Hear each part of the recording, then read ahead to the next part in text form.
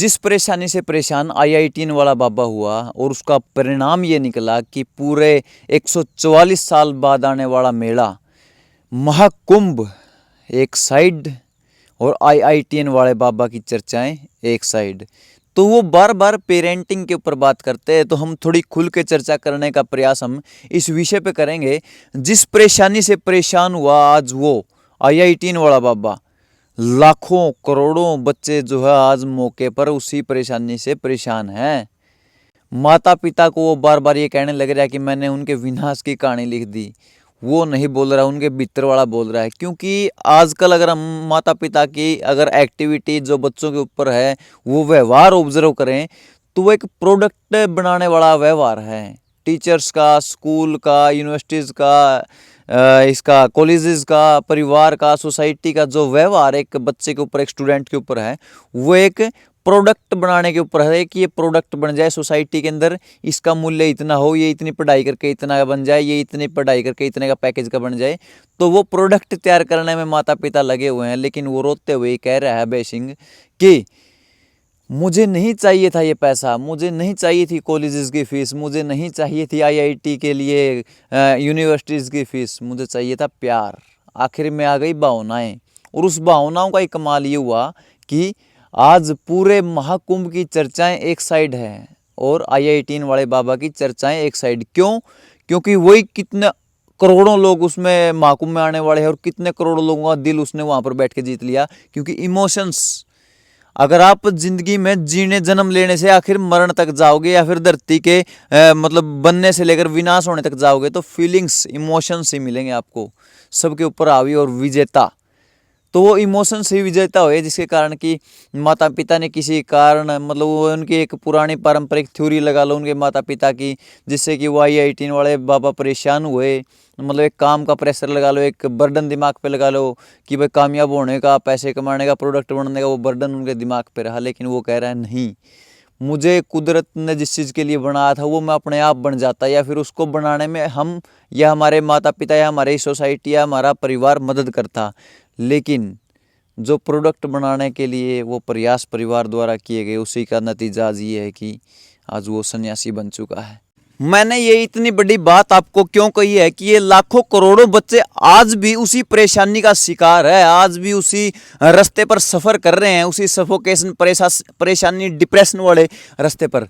क्योंकि आजकल मैं जब भी समाज में जाता हूँ या फिर किसी गांव में जाता हूँ, किसी रिश्तेदारी में जाता हूँ, तो मैं बैठता हूँ। देखो मैं हरियाणा से हूँ, मैं हरियाणवी बोल सकता हूँ, हरियाणवी बोलने में मेरे को मतलब बड़ा मज़ा आता है। लेकिन मैं हिंदी में बोलने का प्रयास इसलिए कर रहा हूँ क्योंकि ये मुद्दा जो है बहुत बड़े लेवल पर वायरल है। वर्ल्ड में जो है बहुत ज़्यादा अलग अलग देश के अलग अलग राज्य से जो है देखने लग रहे हैं, भारत के भी अलग अलग कोनों से जो है इस मुद्दे पर नज़र बनाए हुए हैं। तो इससे कनेक्ट करके मैं आपको वो बातें समझाने की कोशिश कर रहा हूँ कि आज के टाइम पर समाज में होने क्या लग रहा है, बच्चों की क्या स्थिति है और आने वाला भविष्य बर्बाद है। बच्चों का आने वाला भविष्य इसलिए बर्बाद बता रहा हूं क्योंकि मेरी इस बात को समझना आप।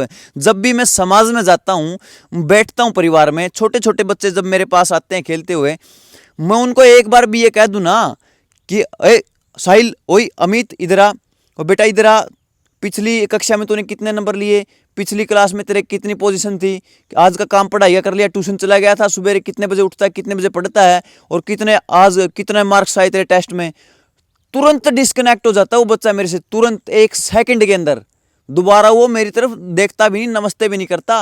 अगर मैं किसी बच्चे में जब भी बैठता हूँ, मैं रीड करता हूँ लोगों के दिमाग, बच्चों के दिमाग में रीड करने की, पढ़ने की कोशिश करता हूँ आखिर चल क्या रहा है समाज में, ये दुर्दशा हो क्यों रही है। आजकल माँ बाप अपने बच्चों से परेशान है क्यों? क्योंकि वो उसको प्रोडक्ट बनाने में लगे हुए हैं।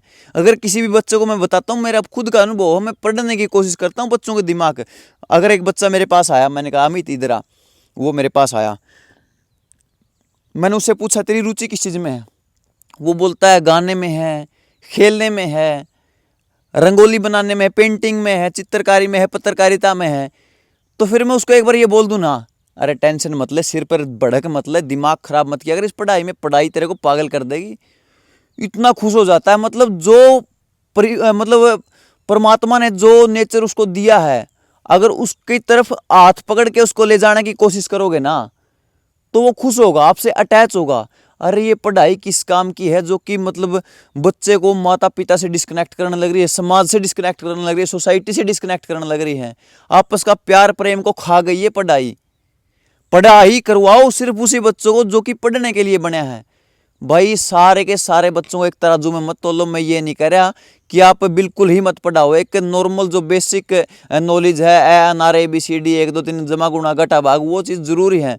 लेकिन जिस बच्चे का मन कुछ एक एक्स्ट्रा ऑर्डिनरी करने का दिमाग बनाया है कुदरत ने, प्रकृति ने, उसको उसी के रास्ते पर बढ़ाने का प्रयास करो। बच्चा खुश रहेगा, आपके परिवार को भी खुश रखेगा, आपके बच्चों को भी खुश रखेगा, आने वाले समय में समाज को खुश रखेगा, अपने माता पिता को खुश रखेगा।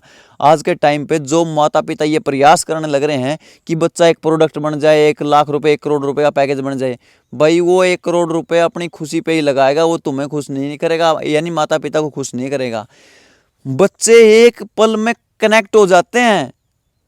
अगर किसी बच्चे का गायन में मन है, रुचि है, या खेलने में रुचि है, अगर मैं उसको ये बोलूं अमित छोड़ो इसको, पढ़ाई को ज़्यादा डिप्रेस मतलब सिर पे हावी मत होने दो इस पढ़ाई को, जितना मन करे उतना पढ़ लो, बाकी अपने खेलने में पूरा मन लगाओ।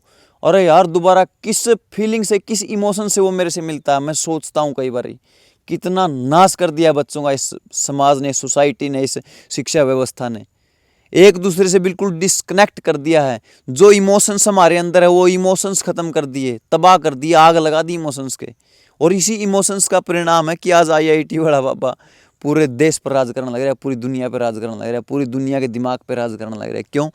क्योंकि वो इमोशन ही जीतेंगे पीछे, वो इमोशन ही जिताएंगे, वो फीलिंग्स, वो भावनाएं ही जिताएंगी आपको। भाई ये पढ़ाई आपको, ये जो कचरा दिमाग में सूढ़ने लग रहे हो, ये आपको एक इतनी मोटी गट्ठी पैसे की दिला सकता है, नोटों की दिला सकता है, लेकिन जो इमोशन, जो प्यार प्रेम, जो समाज की कनेक्टिविटी, वो नहीं दिला सकता मेरे भाई।